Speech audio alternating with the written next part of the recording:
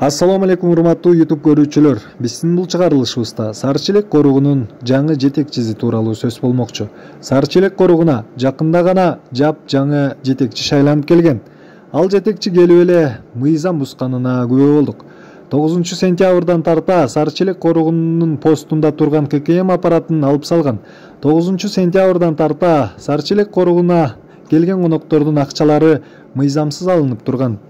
Бүгүн 22 сентябрь күнү мына ушул Сары Челек коругунун жетекчиси Сары Челек коругуна 2 унааны мыйзамсыз өткөргөнүнө күбө болдук.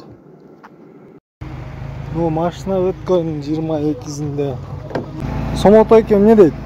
Эки машина 1-2 саатка чыгып түшөт. Саат 4-төн өтүп кетти да. Ошону кеч болуп калды, сүйлөшүп чыгайын деп Сомотой экенин сүйлөштүк. Тияка да пул төлөбөпсүңөр да силер? Айтты го Сомотой. Поско. Аскар эке менен Бано эке деп. Рестен келдик. Рестен мен кылабыз деп. Бияк начальник. Өтөмөн аксынча жамады. Ошо кайсы сүйлөшүп кетти. Сомотой эке чалдыбы поско? Шу машина бирөө жана Lexus. Мына ушул 2 унааны тааныш билиш кылып посттон бекер өткөргөн.